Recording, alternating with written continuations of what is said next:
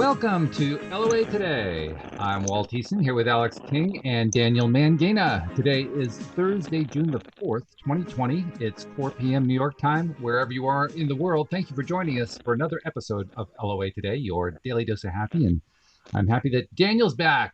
I think things have quieted down enough that he can actually talk to us and hear himself and hear us while he's talking. This is a good thing. So glad to have you back, Daniel. Thank you. Great to hear my soul again. I can imagine. Yeah, you've been putting up with a lot of noise there. Hopefully, it actually leads to some, goodness where the housing is concerned there. Well, it was the downstairs, a couple of apartments over, their floor was being changed. Oh. So the tiles in the floor, because they're all tile floors here, they have to rip up an entire set of tiles. Really, really not bueno. He's shaking his head. This is not a good thing. But the good news is that it's quiet, and he actually has a very interesting topic for us today. And I like the way you titled it.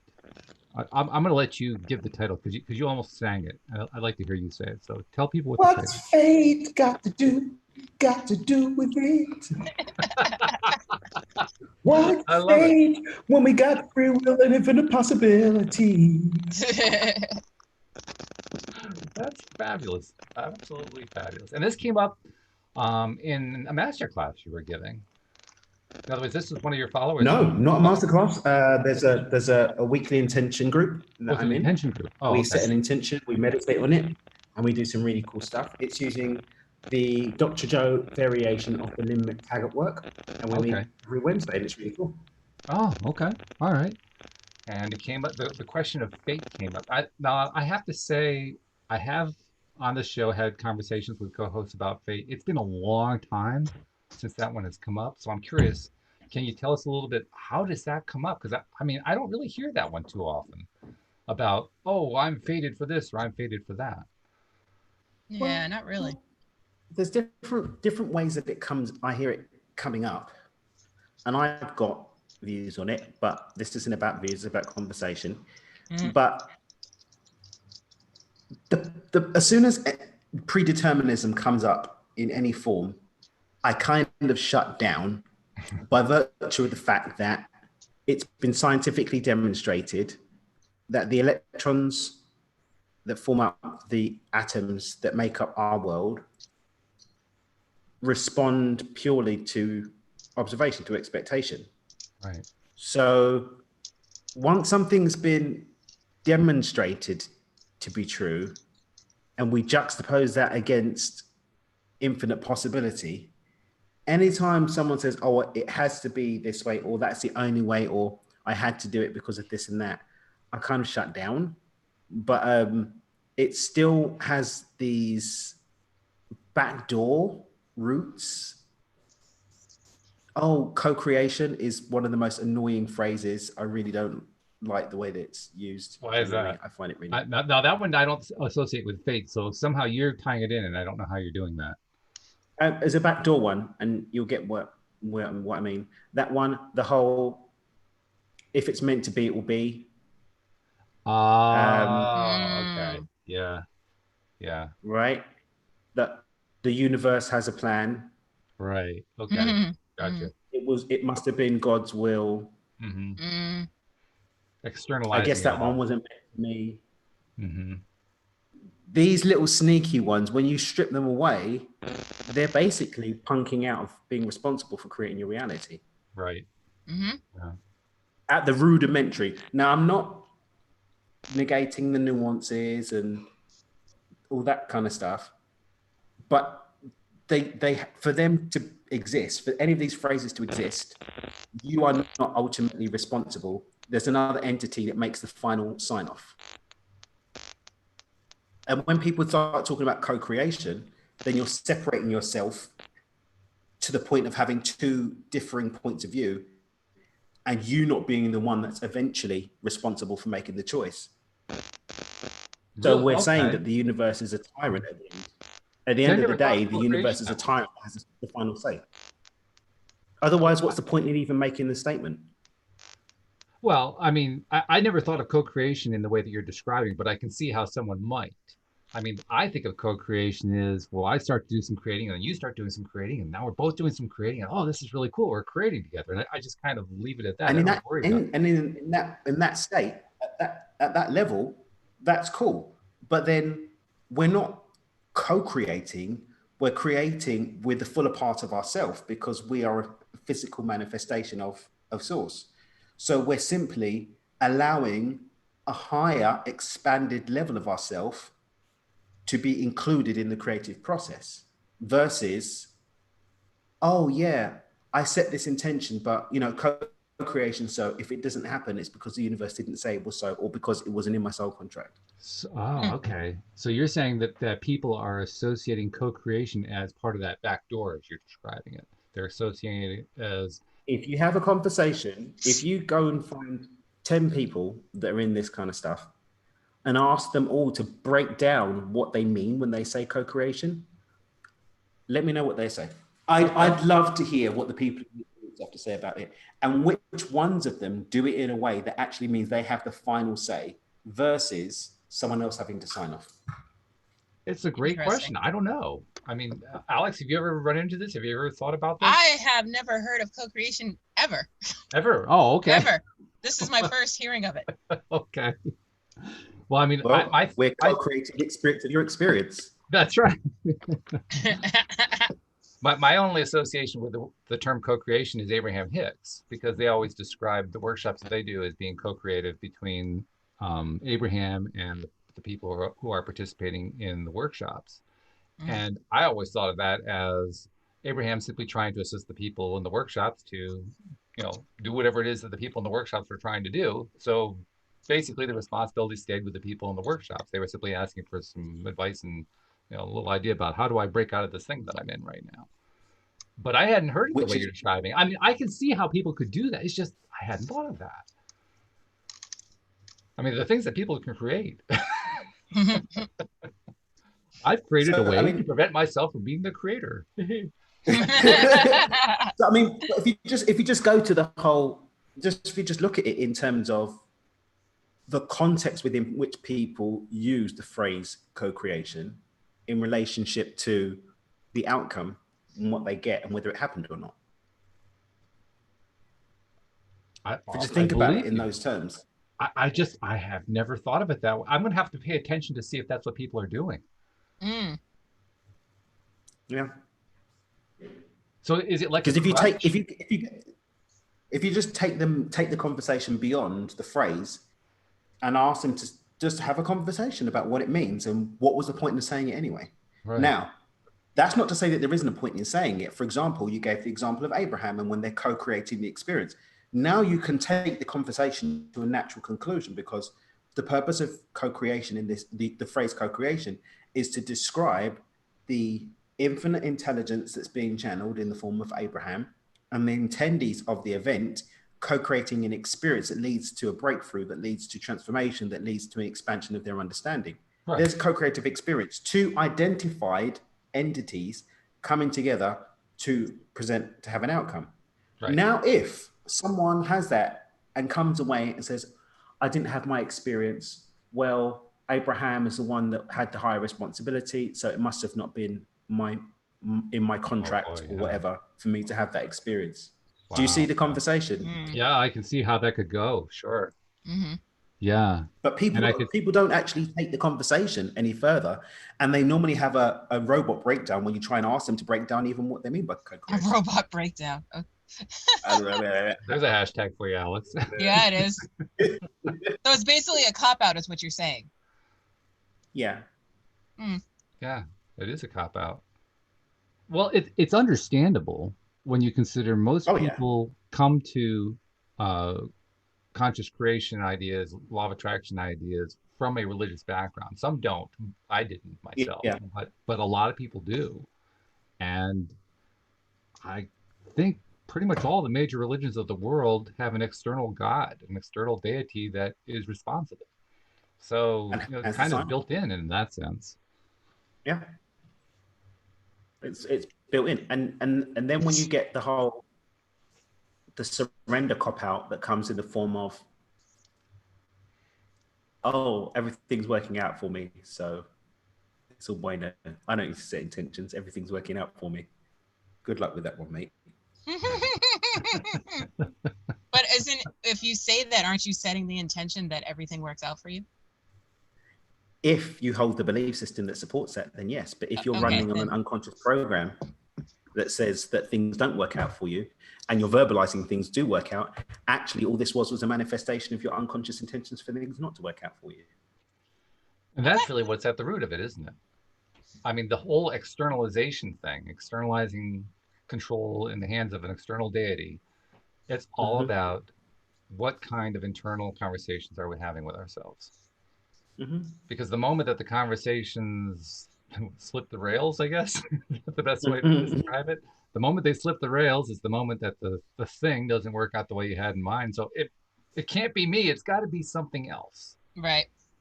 And the sad fact is that so many people are losing out on the beauty of being able to manifest something different because of the externalization. So in my workshops, and when I work with people, I do a blame identification scale.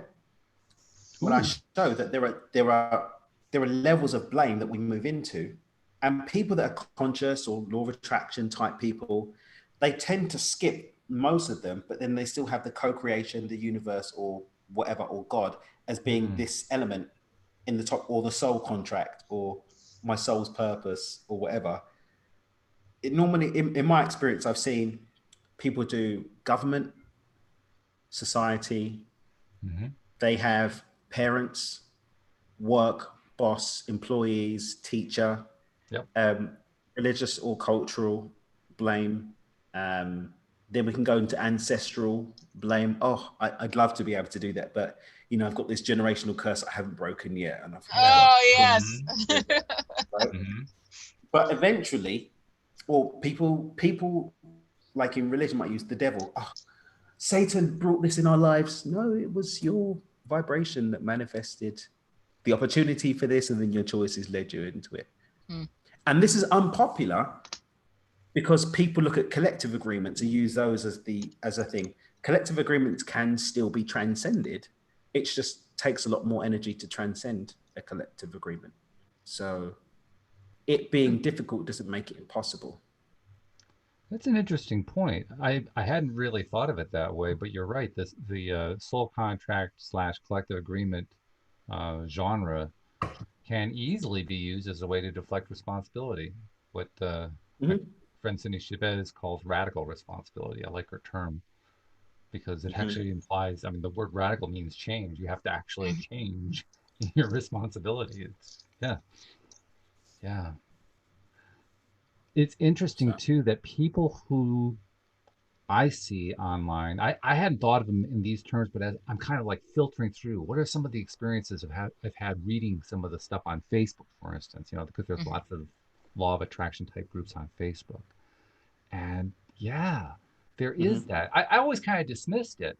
I dismissed it as, well, you know, that's just part of them learning how this whole thing works, and they'll get there eventually. And then I just let it go at that. And that's you filtering your experience. Oh, sure. I mean, when we start to look at this law of attraction, law of vibration, match those two together, right? And start overlaying that discussion into this. Well, we only experience what we're vibrational matched to. The quality of what we are attracts into the experiences that we have, but the vibration has to match in order for the experience to be attracted in. So for us to witness something, it means that we have to have had the vibrational potential to experience it, whether we do that as the observer, whether we do it as the participant, or whether we do it as the post-judger of the experience. In order for us to have that in our reality at all, we have to have a vibrational match to it. For us to experience it firsthand, that's when the law of attraction kicks in. Right. So law of vibration says I can be around rich people. Law of attraction says I can have those riches in my life, right? So if we look at the racial tension that's going on right now, racism is a collective agreement that's been imprinted over hundreds and hundreds and hundreds of years. People are vibrationally matching it by talking about it, by hating people around it, by loving that it's there because they get benefit from it, by being fearful of talking about it, fearful of saying the wrong thing about it. So all of these emotional connections are creating a resonance that creates a potential to keep it being witnessed, which is feeding the collective agreement. Yes. So the collective agreement gets reinforced, whether we're giving it positive attention or negative attention. Unless we change the vibrational frequency of the connection to it, it's going to keep manifesting, even if it takes a different form. Let's say, for example, tomorrow a miracle happens and everyone understands Black Lives Matter. And therefore we no longer need to say Black Lives Matter and can revert to All Lives Matter. There'll be another racial group that will end up being chastised because the energy is going to seek somewhere to express itself, because this isn't about white versus black or everyone versus black. This is about hate and them versus us, which will always find a manifestation. I love Muslims that. weren't hated the way that they are. Muslims weren't hated the way they were until September 11th. We all know that the Taliban were America's partners against the Russians. It's true. But then as soon as the opportunity showed up for the vibrational transfer of hate to a group that we were given a common enemy for, which is what happened on September 11th, then all of a sudden we've got another enemy. And then that gets perpetuated by war, which then stirs it up. And now you've got soldiers losing their lives, and you've got the pain and loss of that being felt by their families, which then keeps it. So you've got this virus of hate that's finding all these different ways to manifest itself, perpetuating this massive collective agreement, which we're all in because we're witnessing it. Otherwise, we wouldn't be able to see it. That's true. Obviously, this is a very poignant thing to talk about because of what's been going on here in the U.S. anyway, the last week, 2 weeks, something like that. But it also raises an interesting question now that we've framed it this way. How do we stop an undesired collective agreement? How do we reverse it? How do we replace it? Whether it was How do we do whatever it takes to stop it? Collective agreement is just individual agreements that have been given more life because enough people have subscribed to it to create an energy form from it. Everything that's in existence is an energy form. All ideas, flight, air travel was an idea. Leonardo da Vinci had the idea however many years ago. Then the Wright brothers took that idea, applied the laws of science, and created a model that enabled that to be manifested in form. And now you've got Boeing, you've got Airbus who have taken it to different flights, and now you've got Elon Musk taking that into interdimensional, interplanetary travel. But it started as an idea, and then enough people committed to that idea to create a collective agreement that now makes it a part of all of our lives. Right. So that's how it's created, but how do you stop it? Well, you don't stop it, you create something else. You stop creating and create something different.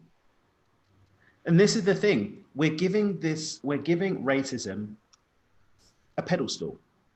No kidding. And by giving racism a pedestal, we're feeding into it. So I even caught myself on Twitter yesterday. My friend Lauren posted something and I went to read it, and I ended up in this vortex myself of reading all of these racist comments from England. And I was like, so I've got a very interesting experience. I was raised in I spent my formative years in a predominantly white area.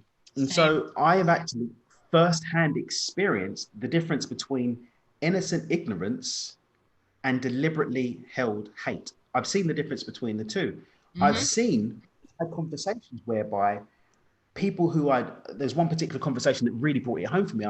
My friends Gary and David, we used to go to school together every day. They've slept in my house. I've slept in their house. They've had my mum's food. I've had their mum's food.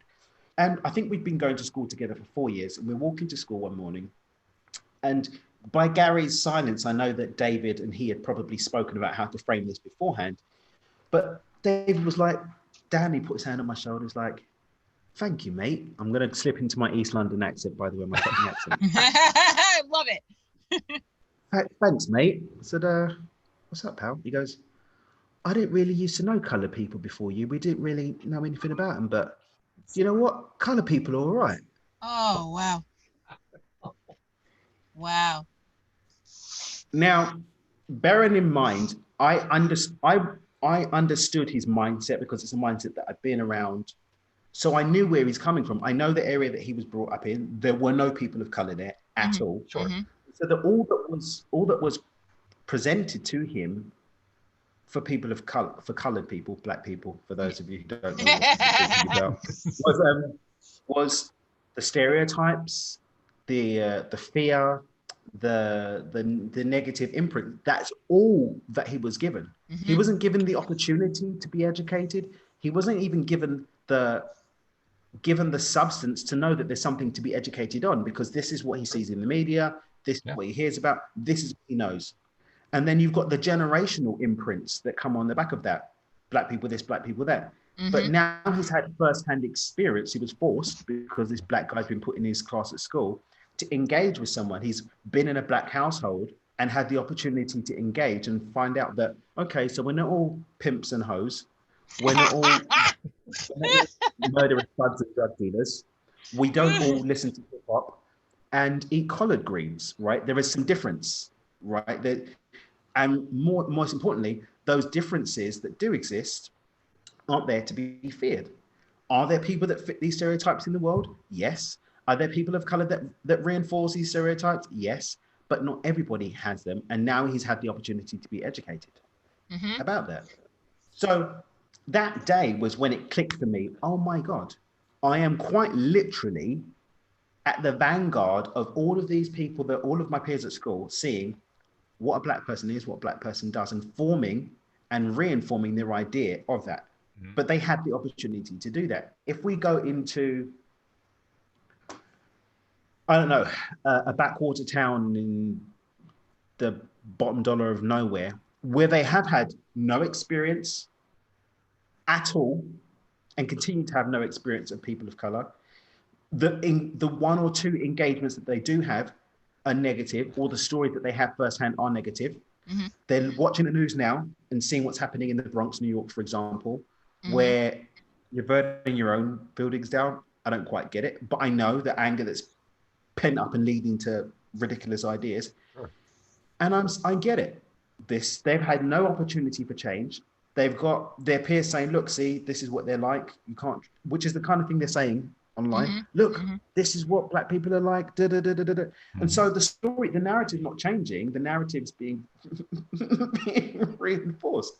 And so you've got this energy that's playing out, and they're going to teach their children, who are going to teach their children, until there's an opportunity for an educative change. Even when you look at the social construct of the USA. So, for example, for an Anglo-American who has had no experience of prejudice or no experience of seeing what it's like to be treated differently, you giving them this idea that being treated differently happens, it's not going to compute, because they don't have a vibrational experience that's going to give them the opportunity to understand that perspective. So when you don't have the other perspective presented, but all you have is the negative dark side of it being pushed, then where's the opportunity for change? There is no opportunity for change. Are there some people for whom their commitment to the collective agreement is so deep that they would never be open to change? Yes, of course. But it's not your job to do that. The job is for us as humans, and it's not just about black versus white. There are so many other misogyny, right? Prejudice for people for their sexual orientation. All of these conversations need to be had, but had in the context of understanding that enough people are holding the lie that this has to be, that it perpetuates as what is. And until that's broken, it's going to continue to be the same. And I love that, because it really beautifully illustrates the power of inventing the new story. Yeah. That new story, like you're saying, can completely replace the old one. You have to give it a chance, but it can really replace the old story. I think when you look at America, the civil rights movement was in the 60s, which means that the people who are in power now, the people who are writing the narrative, were raised in a society, or raised by people who committed to the maintenance of a society that didn't consider black people to be fully human, in so much as they weren't entitled to human rights. Right. So if you look at that generational energy, then it may or may not take some time for the catch up to happen. I had a conversation with a friend of mine yesterday, which is hilarious because she looks white, but she's not. She's half Mexican and half Native American. Her mum's like mixed Native American, but her dad's like brown town Mexican. But because she's like got blue eyes and her hair's like brown, she gets like, oh, you're white girl this, white girl that. And she accidentally from not knowing had said, but yeah, all lives do matter. But she didn't understand the narrative that was actually being placed. And so she mistakenly said a phrase that isn't actually in line with what she believes. And instead of people taking the opportunity to engage with her and say, oh, by the way, you know, I see you're a decent human, just so you understand this is what we're really trying to say, and this is why we're not using it. You white this and you that, and you're racist and blah, blah, blah, versus someone the opportunity to be educated, that wants to be educated, that wants to contribute positively, that wants to add to the narrative in an expansive and transformative way. But that energy of hate, which I understand, if you step on someone's head for long enough time, the second that they are let out for air, there's going to be a level of anger. If you keep prodding a bear and let it out of the cage, there is going to be anger that's going to be expressed. And to some extent, allowing the energy to be expressed is important because suppressed energy just causes more of the same. But channeling that expression into something that's more, and again, I'm speaking as someone that hasn't had the Black experience as an African American. And so I even understand that, yeah, we've tried this, we've tried that, we've tried this, we've tried that. Yes, but has it been done in concert, and has it been done to the level that affects a collective agreement? There have been pockets of it, but has it been consistent? Has it been sustained? And has it been done against a backdrop of universal law and how it works? That's my offer for the day. It's a question that has, I think, been unaddressed. I think it's fair to say that question really hasn't been addressed at all, or at least to a very small extent by a very small percentage of people who are involved in all of this. The question that I always ask anytime we're talking about manifesting a change and talking about a new story is, okay, so what's the new story? We got to, I mean, the biggest mistake I see myself making, and I think I see other people making too, is forgetting to actually identify what the new story is and then repeating it and playing it and living it and experiencing it and, you know, just going through it over and over in our minds. So I'm wondering, so, okay, what's the new story? Interesting. I would say in this case, the news story should be that we don't have to hate. So it's not like you take, like Daniel was saying, you take, so Black Lives Matter turns into All Lives Matter, and then, so what replaces hating Black people? You don't need to replace it, you just don't hate at all.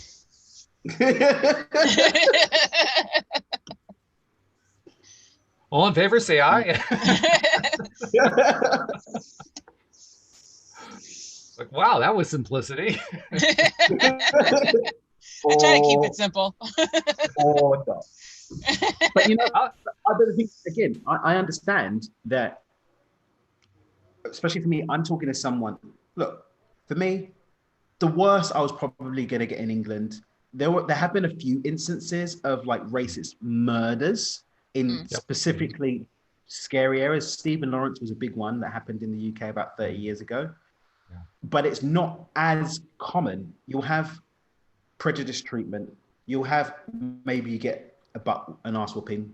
You get spat on, so on and so forth. And I'm not saying that these aren't bad, but I haven't lived in a society whereby I'm literally scared if I get stopped by police at a stoplight as to whether this is going to be the end for me. Sure. Very, very, very different situation. Will I be racially profiled for stop and search? Yeah, definitely in the UK, especially if I'm wearing, you know, pants around my bum or whatever and a certain type of sneaker. Yeah, it's probably going to happen. Versus if driving a nice car, you're probably going to get stopped as a Black person, racial profiling. That happens. But the police officer isn't going to kill you, likely.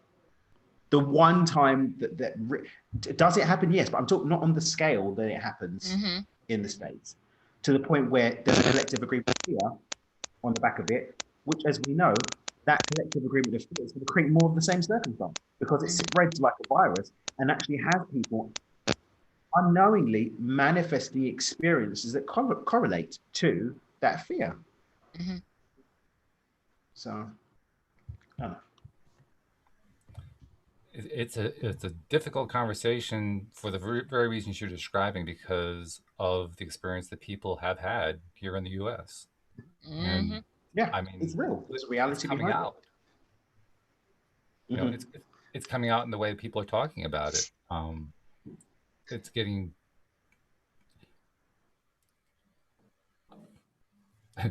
Here I am. I can feel myself going through. Okay, be careful what you say there. Be careful what you say. I can just feel myself. Oh my God! All these things I have to be careful about. Just say it. We'll correct you.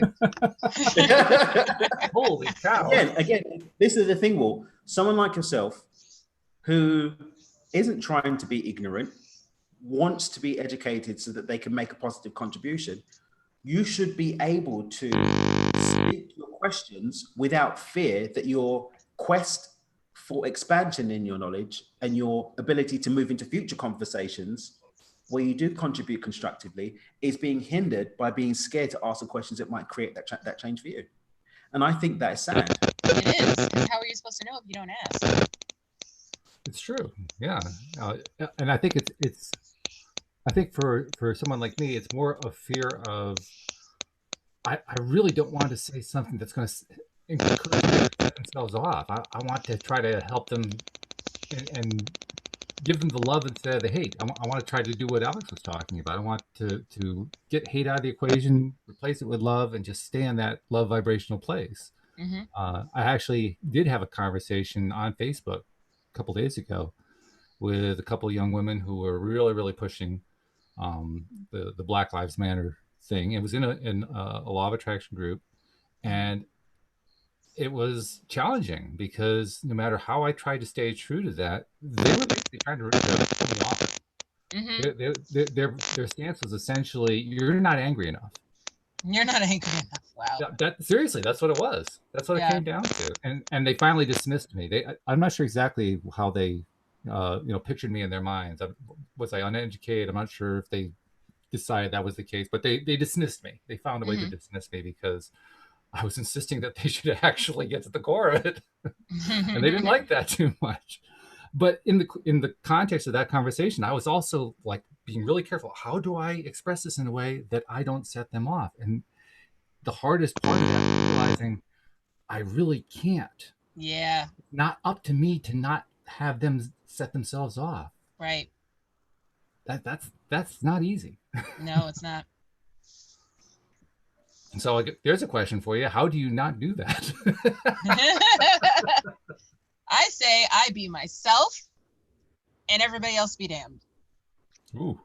I think also, again, we're looking at and I want to preface this by saying I understand, at least from the outside looking in, why there is a commitment to this, but there is still a commitment at an unconscious level. I'm not saying that people are consciously saying, I'm going to stay in my hate, I'm going to stay in this, and I'm going to stay in that. If Right. you keep your foot on somebody's head, generation after generation after generation after generation, that collective pain body is going to create unpredictable results in terms of how people respond to someone that does quite rightfully, someone that does quite honestly want to know more. We've been taught that hate is the only answer. Mm. Now, as I said on my post on Instagram, on Facebook, which actually gotten a little bit of traction, love alone isn't the answer either. The example I said is, if a child is getting abused at home, physically abused, beaten up, are we going to say, "Oh, I'm sending love and light to the poor child"? Mhm. Love and light, yep, love your way out of it, kid. No, we're not. We're going to seek to rescue that child from that situation Mhm. because it doesn't have the power to protect itself. It's in a reality whereby it doesn't have the strength and means in order to protect itself. Sure. Mhm. But just standing at the door and hating the person that's doing the abuse isn't going to do anything either. No. Nope. Again, I'm not saying take the child out and send love to the person. No, the person has to be held accountable for what they've done also. But then looking at everybody that looks the same way as that person and saying you must be a child abuser because people like you abuse children is a very, very different thing. Yeah. The same if you're looking at someone that's been brought up that all they know is to abuse a child. That's all they know. And they abuse a child. Giving them the chance to be educated, giving them the chance to be educated that that's not really what you do with children. Sorry, bro. Again, it's part of the narrative. But there's so many levels to this. I think, love and hate both can be bypasses. You're not angry enough is coming from a person who is angry within themselves. But again, I understand where the anger comes from, but understanding where it comes from doesn't change the fact that it's not going to change anything. Yeah. That eloquently describes it felt like being in a bind. Like on the one hand, I knew it wasn't going to make a change. And on the other hand, I didn't know what to say. I didn't know how to help the other person break through. I mean, the only thing I could think of to do was to offer what I knew and then just kind of back off and let them react and respond whatever way they needed to and just leave it. I didn't know what else to do besides that. Sometimes that's all you can do. I guess, yeah. You know what? I recommended. Was having a conversation with Olga even a couple of days ago. She was asking some questions, and I sat with her and I helped her to understand things. I said, "Babe, you probably shouldn't jump in any conversations about this." I wouldn't have this conversation with anyone else right now. Just here's a safe space. Safe bubble. Safe bubble. Because I think we don't really watch the news here, so she gets all of her news from memes. So she didn't realize it was something really serious going on. So she wanted to go back up to New York. She wanted to go back up to New York for a little bit, and because quarantine's opening up, she wanted to pop up and go and get some bits and whatnot. And then she's like, "Oh, it's really bad." I was like, "Yeah." When I was saying don't go to New York right now, she's like, "Oh wow." And the first question she asked is, "But aren't they doing it in places where it's Black people live and have businesses? I don't understand why they're doing that." Genuine question, a question in everyone's mind, but probably not one to have with people who are just angry at the moment. So probably, yeah, just little salt on the wound right there. Put the salt down. Yeah. Back away from the microphone. So let's tie this back then to the original topic you brought up, because it's a great topic, and the key word in the topic was fate. I mean, we've been talking here in terms of a collective agreement, but often that is seen as being fate, as being unchangeable. You're stuck with it, right? And the only way out is, well, right now the claim being made is the only way out is aggressive protest. But I think protest does have a place, and this is what my point is. Protesting has a place. It's raising awareness. It's a healthy way to express the emotional response to a situation. Everyone in the world now is having the opportunity to see this. But protesting is not the final solution. Probably shouldn't use that phrase. Protesting isn't the end of the story. It should be the foray into creating real change, which is everyone's individual energy changing and the choices that we're making off the back of that changing too. People being held responsible is important for balance, but hating everybody that's in a uniform. I know people that are police officers, both in the US and the UK. One of my friends is he's in the NYPD, and he's like, "Bro, I hope you don't look at me differently for my." He felt the need to reach out and apologize for his choice of career when he's a good cop. He actually cares about people. He wants to protect and serve. He's not interested in using it as a tool to oppress people and to commit heinous acts. So let's talk about the fate portion of this, because I think that's what is probably in the background for a lot of people, unstated, undiscussed, but the belief that it just can't change. It's fated that it's going to play out this way. I mean, if you go back to the days of slavery, one of the reasons why African Americans, to some extent, are so obsessed with Christianity is because it was ingrained as part of the brainwashing. And there were specific texts from the Bible that were used to demonstrate that a slave should obey their master and so on and so forth. And in some ways, religious doctrine was used to create this decisiveness and to say that the subjugation, even to the level that it was actually permitted and encouraged. So again, you've got this thing that's been ingrained. And you hear it said, part of the white supremacist rhetoric is we are God's chosen. right? It's part and parcel of the rhetoric. And it's one that's being seeded insidiously in the psyche of a collective pain body that doesn't know any different. Right. Because that's all they've known for generation, for generation, for generation. So Mhm. again, there are some that would say, well, this is what the soul came to experience. Okay.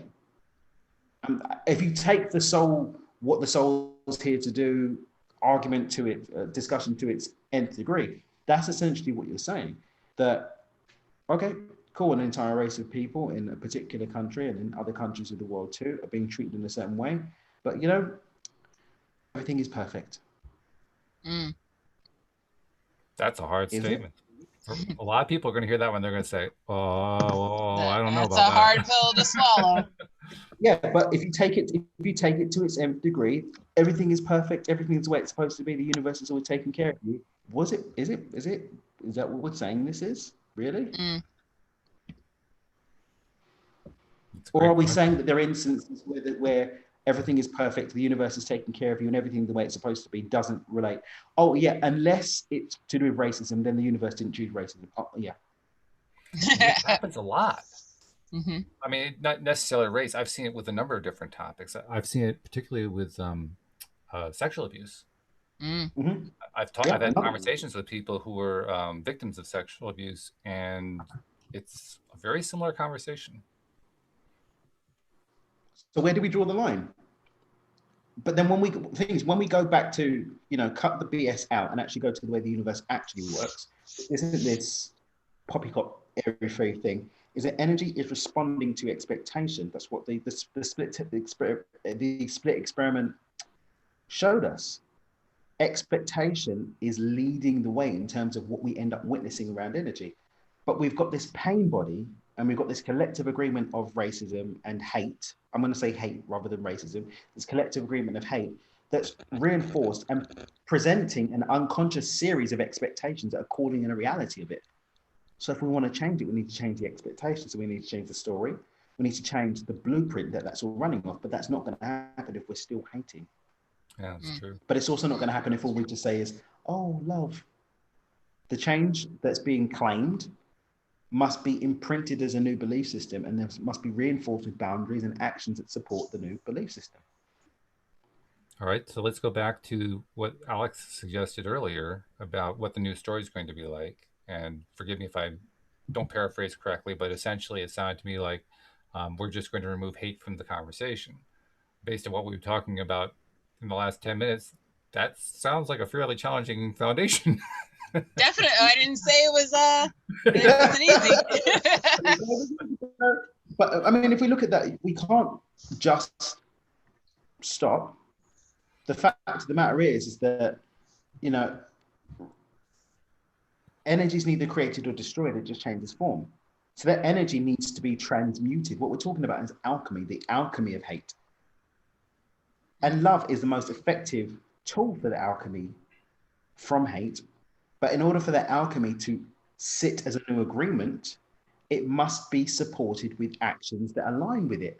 And it must be supported with a cleansing of the thought quality and actions that align with it. And that is the only way that we're going to get a new one. But if we're running around and saying, yeah, but it's a co-creative experience, so I guess the universe wanted us to be like this, or this is the way it's supposed to be, then how are we going to have sufficient leverage over us or sufficient energy behind this momentum to allow it to transcend into an actual alchemy of hate? And when you state it that clearly, it becomes evident it can't. You're basically setting the possibility there. Yeah. So now we have to Out of your say, here's hands. what we can do. But Yeah. and the thing is, when people say the whole surrender thing and use it against the backdrop of fate in any situation, I think sometimes we fail to see the way that the brain works and the way that we work as beings.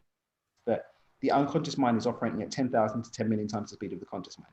We are always manifesting against the blueprint that sits in our unconscious mind. So unless we change that blueprint and have that blueprint alchemized, but that demands that we make choices that support that new boundary. And it demands that we have sufficient agency, right? We accept the agency to make that change. Otherwise, the program isn't going to change. And if the program doesn't change, then as individuals, we're not going to change. Then as a society, we're not going to change. And as an agreement, it's not going to change. And the hate is going to continue. It's going to express as racism, it's going to express as misogyny, express as hating people for their sexual orientation or their religious beliefs or whatever. It demands a change, and that change, I don't see, and you guys know me, I'm not saying that this is the final thing. I'm ready to be proven incorrect, but I don't see how that happens against the backdrop of everything is perfect and the nth degree of the conversation where we say, well, we're here to experience it. Okay, so we should just let everybody kill other people for being gay or for being transgender or for being black or for being a woman or whatever. We should just, put feet up. No need to do anything. This is perfect. I don't see how those two get held in the same conversation. Yeah. Yeah, I've always had trouble with the idea of perfection anyway, and this kind of reinforces that for me. But that's almost another topic right there. I want to tie in another thing that you've talked about extensively here on the program, Daniel, and that's the concept of microshifting. And I want to bring that in because if we look at the way most people rank the various emotions, hate is usually very close to the bottom, love is very close to the top. They're far apart. It seems like a tremendous opportunity for microshifting. What do you think? Definitely. If we go back to beyond intention, step one is accept that we do have the agency within us available to make a new change, and then just say, okay, what's that change today? Right? Maybe I can heal not just hate that expresses itself based on someone's race, but let me find something within me, some space to make a change in how I treat animals, how I treat myself, how I treat my siblings, how I treat my spouse. Find something within your realm that you can start to make that micro shift into. Maybe it's just being more aware of the conversation I'm having. Right? Maybe it's just inviting myself to look at more at, because I've got a weird thing. I've got this weird thing, right? That I don't know if I've voiced it in public before. I'm going to do it now. I really don't like that if a white comedian makes jokes about the race of a black person in the audience, they are vilified as a racist. But if a black comedian makes jokes and calls someone a honky or does something like that about a white person in the audience, everybody laughs and it's okay. For me, it's the same energy. Yeah, it is. I agree. Yeah, it's the same energy. And unless everybody stops doing it, so where are these seemingly innocent areas that we're allowing the energy to rest and have expression in our lives and start chipping away at those? That's what I think is the micro shift. That's also why I guess I like dad jokes. They're usually pretty clean and calm. I mean, there's not a whole lot of Definitely. You know, the worst thing that happens in a dad joke is somebody trips over a rock. I mean, it's not that critical. Oh dear. Join us, Alex. Join the dad. I fully joined. I came up with a couple myself. Really? Sure. I don't remember that.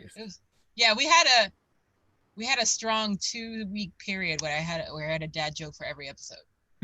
We did. That's true. Maybe it might even have been a month. I think we need to reinstate this.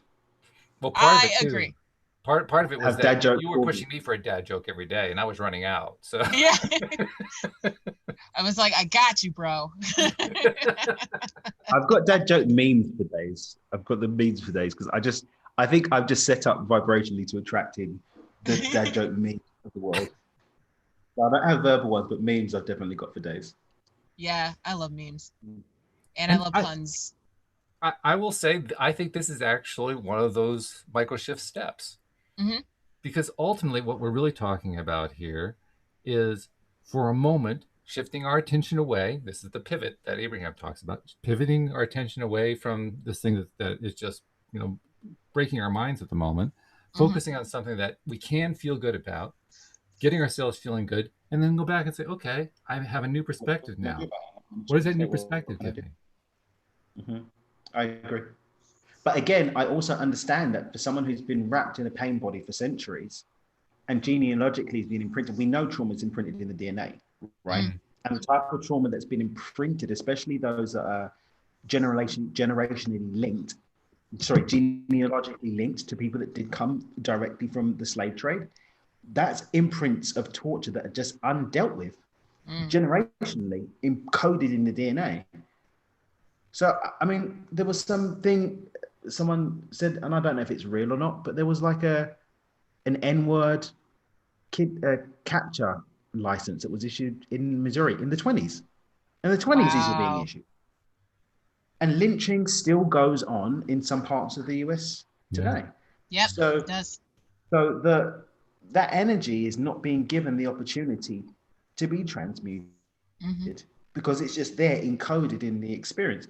So when I see irrational behavior and behavior that doesn't necessarily contribute, I don't feel compelled to be able to knock it by virtue of the fact that I can see where that's coming from, but not knocking it and still holding the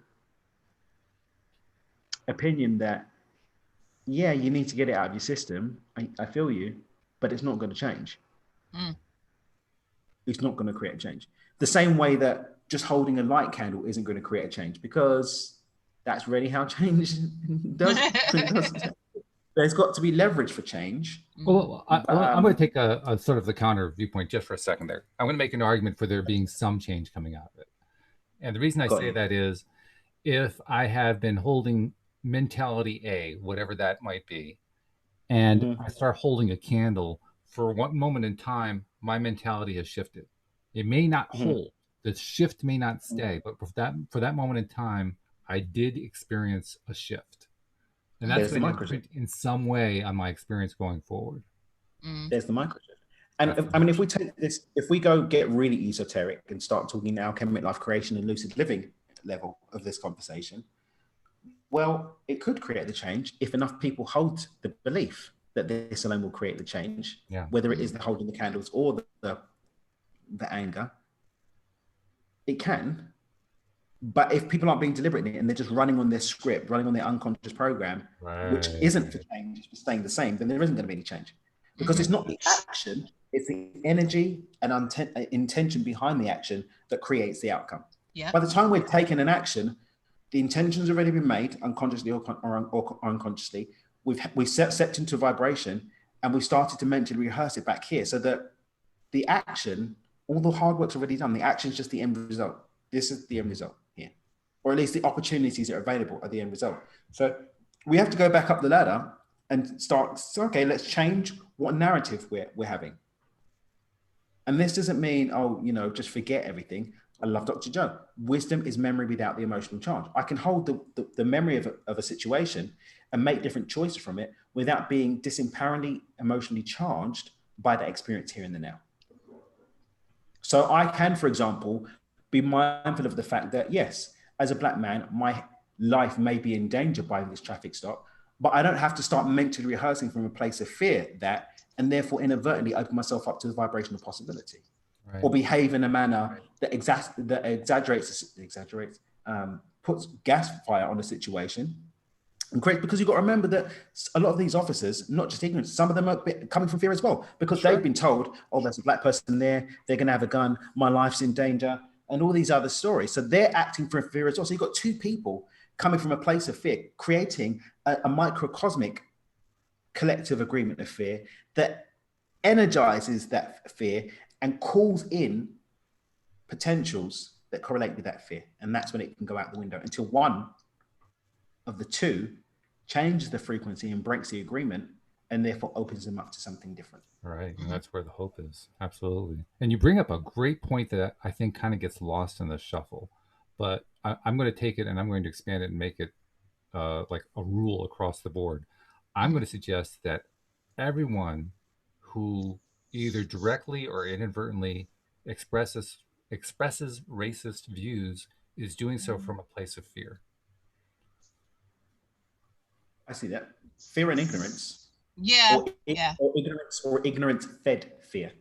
And I think if we look at the root of it, we'll find even in the ignorance is based in a fear as well. Yeah. Or it's learned behavior, because that's all they know.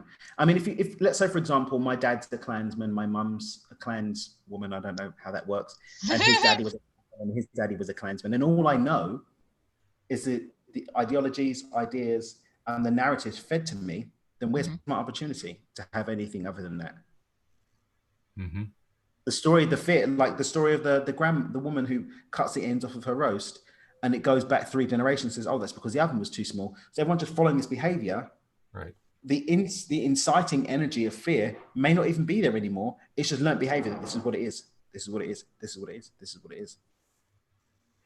So I'm going to also put out one more radical concept, radical idea, and that is that with all that's going on and with people pushing and shoving and pushing back and all that kind of stuff, the one good, really great thing that is coming out of this mass awareness that is happening is that people are thinking about things differently.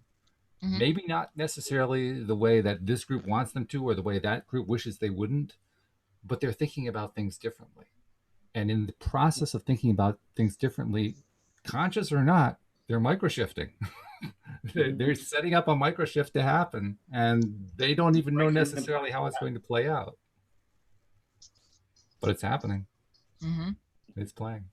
Hey, I wanted to also share something that Josie's been posting quite a bit here, and I wanted to share some of the stuff that she put into the live stream because there's some good stuff there. She says, first, my mom says that many people fall into the habit of the belief in a victim mentality / energy, and I couldn't agree with her more, for that energy gets vibrated outwards. And then she cites Raymond Hollywell, who Linda and Rita and I have been discussing on Fridays. We finished up that book on this past Friday. In the first chapter, he writes, millions are affected by unemployment, poverty, and want. Millions complain of sickness and disorder in countless forms. And then going on, believing that the circumstances around him are stronger than the power within him, that man is defeated before the race is run. What do you guys think? I like the first thing she said that about oh my gosh, I just lost it. Her mother said something. What did she say? Yeah, her mother said that people fall into the habit of the belief in a victim mentality / energy. Yeah, big facts. How do you see that play out? I mean, can you point to an example? An example. I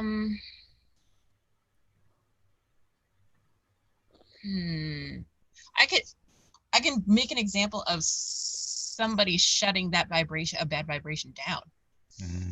So there was this instance when I was in hair school about 17 years ago, and there was this older white woman who came in to get her hair done, because get your hair done really cheap during hair school.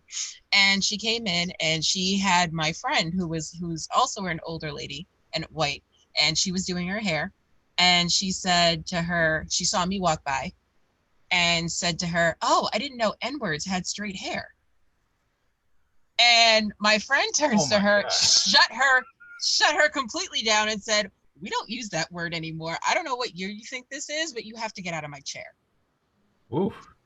Shut it down. And we've been friends ever since. Yeah, I can tell. Yeah, sure. Because I didn't hear this happening. She didn't have to come up and tell me about it later, but she did. And I'm sitting here, I'm really curious to know what the reaction of the client was. Well, she was blown away that she was being kicked out of the building. I'm sure that was part of it, yeah. Yeah. I'm wondering what was going on in her head, though, because basically she was faced with a conundrum. On the one hand, she expressed what she felt. On the other hand, she got the door slammed in her face for it. I feel like she was at an age, she was late 70s and probably dead now, but she was at an age where you say whatever you want, first of all, and you're also raised in the time where that was appropriate. Oh, yeah. So ignorance, that's all I can say. Yeah. And that's just me taking it as on a lighter note, so I don't get angry about the situation, because there's nothing I could have done about it. So I probably would have said the same thing. Well, I think you also did something else, though. You didn't buy into the vibration at all. Sure didn't. I bought into my friend's vibration of shutting it down. You bought into that big time, yeah. I was like, okay, sis, I see you. Okay. Yeah, you made a radical choice there. And probably an easy one, too. That one didn't take a whole lot of thought, I don't think. No, not really. No. I mean, I could have been like, oh my God, this lady, and she ruined my entire day, and I could have gone down that road, but I was like, well, thanks for telling me. And I appreciate you. Yeah. That to me is that's more than a micro shift. That's a major shift. Yeah. That's a big shift, and I think that's going to happen more and more now. Quantum shift that. Quantum Yeah. shift. I like that one. Hold on. That's good. That's another hashtag right there. Mm-hmm. Okay. Well, this has been good. Good conversation. I should remind people who are waiting for the app to come out. The app is almost there, but don't wait if you haven't subscribed. Subscribe anyway. We'll let you know when the app is out, but make sure you're subscribed. If you haven't subscribed, go to the homepage of the website, loatoday.net, and you can subscribe right there. That's also where you can see a copy of what the app is going to look like. And it's also one of the many places, including here on the show, where you're going to find out when the app is available. By the way, guys, I got it narrowed down to one piece of the last problem. That's how close. Snap. Yeah, we're really, really close here. But I had to reach out for help on this one. It's like, okay, I don't know where to go, guys. Give me some advice here. Talk to the If you don't ask, you'll never know. Exactly. But yeah, it's going to be good. Oh, and by the way, we also encourage people to subscribe to us on YouTube, because that's where we live stream to. And this is where Alex gets into her Vanna routine. Tell us how to subscribe on YouTube. So you go to YouTube, search LOA Today podcast videos, and once you see our smiling faces, click down below to the red subscribe button. Next to the red subscribe button, there's a little silver bell. Make sure you click all so you will always be notified when we are live. And Dan's shadowing you in the background. Dan's my backup dancer that I've wanted all my life. Loving it. Absolutely loving it. Good, guys. I love it. Thank you very much. Thank you, Josie, and others in the live stream. Thank you to our podcast listeners as well. And we will see you all next time here on LOA Today. Goodbye, everybody.